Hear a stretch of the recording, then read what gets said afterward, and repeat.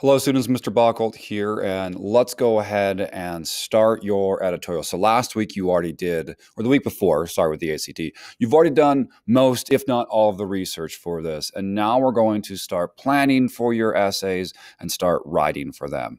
Now, what we're going to do today is, in this assignment, two things. Number one, you are going to see where you have expertise in this topic. And number two, you're going to hone your actual claim, your argument for this. Okay, so hopefully at the end of this, you submit your essay to the New York Times Learning Network's writing contest. Now, there are going to be thousands of entries in this. So how do you make your essay stand out? How do you make your essay more interesting? Well, you can bring in your personal experience. If you're writing about, say, climate change, think of how many thousands or hundreds of thousands or perhaps even millions of students have written about this topic before. What makes your perspective any different or any better? In order to make an essay a little bit more interesting and get your audience to care, you have to bring in something that no one else has, and that is your personal experiences. Whoops. So let's go ahead and check out three winners from previous years and look at their essays and see how they made their essays stand out. So we've got Eva Ferguson. Now, all of these students bring in their personal experiences. So I'm going to go ahead and click on this. And I will read this to you. Let me zoom in on this. This is Eva. She's age 17. Well, she was 17 when she wrote this, and she was one of the winners in 2019 of this contest. So notice how she starts hers. U.S. citizens are dying, and we can save them. I love her title. It's also her claim. Not quite her claim, but it's very close to her claim. And then she says this: I have the luxury that 27.3 million Americans don't. Health insurance. Whew, that is a really good, interesting first line. Without it, my family would be hundreds of thousands of dollars in debt, or I'd be dead. Next paragraph. In June of 2017, when my blood became dangerously acidic and my kidneys started to fail, I went to the ER. In June of 2017, when Alec Rashaw Smith's blood also became dangerously acidic, he died before anyone could save him. Alec didn't have to die, though. The insulin prescribed for his type 1 diabetes could have saved him from the diabetic ketoacidosis that killed him. Alec, who had recently turned 26, could no longer afford his insulin because he was kicked off his mother's health insurance plan, unable to afford the $1,300 a month cost for his insulin. He turned to rationing his insulin and died within 1 month of becoming uninsured. In the weeks after both of our incidents with acidosis, I went back to hanging out with friends and enjoying the summer. Meanwhile, Alec's family was left making funeral arrangements. And now her claim.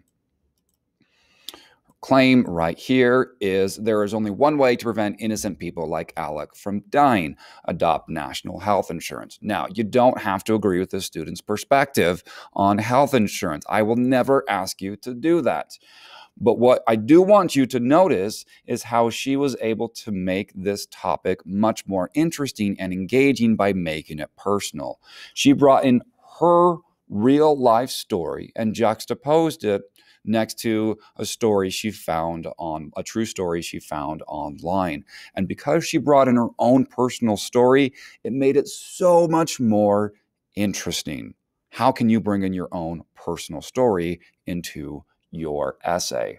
Let's go ahead and look at another one. This is Safa's. Safa was one of the winners of the 2017 contest. Now, it's alphabetical. So let's look at this. So Safa, age 17, and she is going to write about President Trump's executive order on colloquially known as the Muslim ban. She writes that it's heartless and discriminatory. Once again, I'm not going to ask you to agree with the claims that other students make. I will never have you, or even the ideas presented in this class. You never have to agree with them. You're free to counter them, to disbelieve them, to disprove them. But what I do want you to notice is how this student was able to use her own personal story to make this essay much more interesting. So her essay is called America First. And she says, I'm a refugee. Although I was not fully aware of what this meant at age 7, there were no words to describe the feeling that flooded over me when my family landed in Miami International Airport when I realized that we were here to stay. The process of being accepted as a refugee in the United States is a nightmare. It took us 10 months of exhausting interviews, paperwork, and medical tests. After fleeing Baghdad and spending a year as illegal refugees in Jordan, that moment meant everything. It breaks my heart that in 2017, there are some trying to steal this moment from countless individuals whose promise of a new life will be broken. Families no different from mine who deserve a second chance but who won't get one. President Trump's executive order on immigration is not merely illegal and unconstitutional, but also heartless and discriminatory. Once again, you don't have to agree with this perspective, but you need to see how this personal story made it so much more engaging. So you might be thinking, well, Bockel, I don't have a dramatic story like Safa, nor do I have a dramatic story like Eva. What do I do? Well, I want you to look at Faith Christiansen. Yes, the Faith Christiansen who graduated from New Ames last year. She was one of the runners up. So I'm going to Control F Faith and find her essay. All right, here's Faith Christiansen. Now, cool story. This book right here, Student Voice. Her essay is also anthologized in here. I can find it where. Oh yeah, right there. Yeah. So Faith's essay was not only published here as a runner-up, but it was also used in a New York Times Learning Network anthology, 100 Arguments, Essays by Teens, an anthology by the New York Times Learning Network. And check this out. Here is Faith's.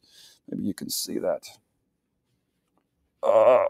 Yep, Faith Christiansen. One of my students published in this book. That's cool, folks. That's cool. All right. I want you to notice how Faith uses personal connections in here. Now, she doesn't necessarily tell personal stories, but she does bring in her personal experience slightly differently, but nonetheless, she does the same thing. So her article is, we are the generation of self-deprecation. Self-deprecation is basically making fun of yourself. So I love her first sentence. We love self-deprecation. Whew. Phenomenal way to start her essay. When you start your essays this week, take note of Faith. What did she do? She wrote a very short, powerful one-line paragraph sentence. Okay, moving on back to the topic.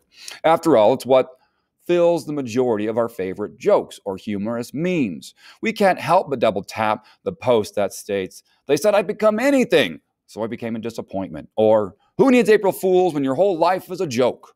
Self-deprecation is a major component of our conversation. So she's bringing in her own personal experiences.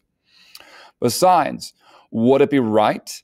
Would it sound right if I didn't put myself down every available chance? It's the trendy thing to be doing as it fills every comedic sketch, video, and post on your feed. So that is how she introduced her topic. She's talking about the experiences that she had with others and herself about casual put downs of herself and her peers putting themselves down. So it doesn't have to be something big, but it just needs to be a connection. So what you're going to do, well, before you do that, in her book, Writing to Persuade, How to Bring People Over to Your Side, Trish Hall, a former New York Times op-ed, Times editor, writes, there will always be something you know or feel or observe that others do not. We are individuals with a singular experience and sensibility. Your writing has to reflect that, whether you are 18 or 80, known or unknown. So now after watching this video, this next part should only take about 5 minutes max. Don't spend more than that. But I just want you to start brainstorming a list of all the personal connections, large and small, you have to your topic. You chose this topic because you have some sort of connection to it. What are those connections? Make a list of all the stories you can think of how you've experienced this. Now, what if this is a topic that you don't have personal experience? Like I had one student who did this last week, and his topic is underage drinking. I hope he doesn't have experience with that. He might, I'm not sure. But if you don't have, like, maybe it's something like, not ever, like for about 90% of students, they can easily do this. But what if you don't have personal? Well, just maybe make a list of, well, how did you encounter this when you first heard about this issue? What were your thoughts? So what you'll get from here is you might actually get your introduction. This could be your introduction. You'll notice that all three of these students started with, right here, here, and here, all of them started with personal stories. You might get your introduction from this. We'll talk about those later, but you might get your introduction, or you might get some anecdotal evidence. If you prefer, you can write about one particular connection, but what are some connections that you have? Bring those into your essays when you start writing it. Okay, let's take 5 minutes, write that. Once you're done with that, you're going to move down to this next. So this is kind of like 2 mini lessons in one assignment. The next one is to hone your topic into an argument. In this assignment, you are going to come up with a claim, the major argument for your editorial. Remember, your editorial is only going to be 450 words. Your editorial has to be very focused on something. If you're going to do something along the lines of, I don't know, but like it can't, like it's got to be narrow. So let's talk about gaming. Let's imagine that you were writing your editorial on gaming. That's a huge topic. You're going to have to narrow down your claim, your thesis, to make it much more interesting. So this is something I'm going to do in person with my students. I'm going to have them turn and talk, but we don't have that luxury here. But I want you to think of gaming right now, and what are all the questions, controversies, and ongoing discussions in the field of gaming? There are tons in there. A lot of students are going to write about gaming. How can you make yours stand out from the others? Anything is fair game. Arguments you've had with your parents or adults. Think of things you've read or heard in the media, conversations you've had with other gamers, questions or concerns you have, whether gamer or non-gamer.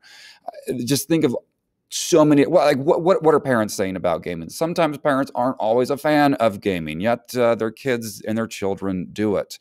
What are the conversations you've had with your peers? Why this game is better than that game, or the graphics, or this? I'm not a gamer. You can probably see this is falling apart right now.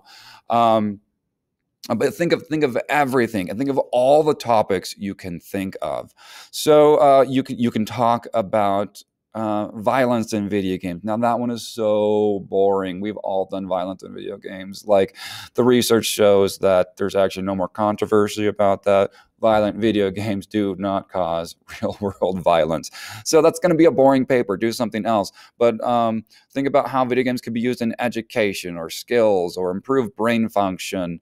Tons of stuff. Like, you can talk about addiction, whether it cause addiction or not addiction. Think of that one essay we read a few weeks ago where a student wrote about Animal Crossing and how that video game offered a wonderful,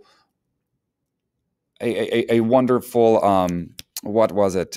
Lost the word.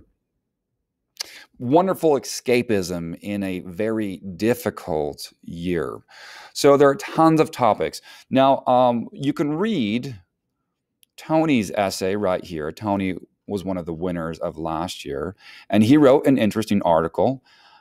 15, he said, confronting toxicity in gaming, going beyond mute. And he comes to the conclusion that there's kind of a toxic culture in online gaming and the way people talk to each other. And he comes up with a few solutions about how gaming industry what it can do to help curb this, and what gamers can do themselves.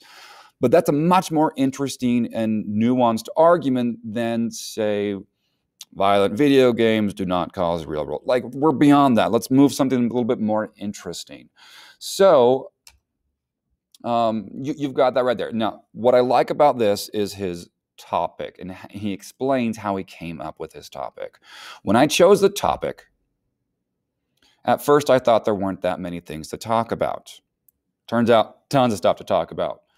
There was an argument that always you hear about violent video games will make you violent in real life, but I did some research and there really isn't evidence that it does. So the topic didn't seem that interesting. But when I thought about but when I play, I tend to get a lot of toxic comments because when you kill players, they're not very happy about it, and then I get killed. I'm pretty toxic myself. So he came up with a very interesting claim about his topic. So in this assignment, what you are going to do is you're going to write down 3 possible claims you can make for your topic. Don't necessarily go, and when you write your essay, don't necessarily go with the most obvious one. So many people are going to be writing the same thing. What new takes can you make? So take your topic, whatever it may be, come up with at least 3 arguments you can make. Later this week, you're going to choose the one that stands out to you the most, the one that you agree with them, whatever it is. You're going to pick one of those 3, and then you're going to start making a roadmap for that editorial and start writing that editorial. Okay, folks, this is Mr. Bockelt. Keep reading, keep researching, keep writing, keep learning.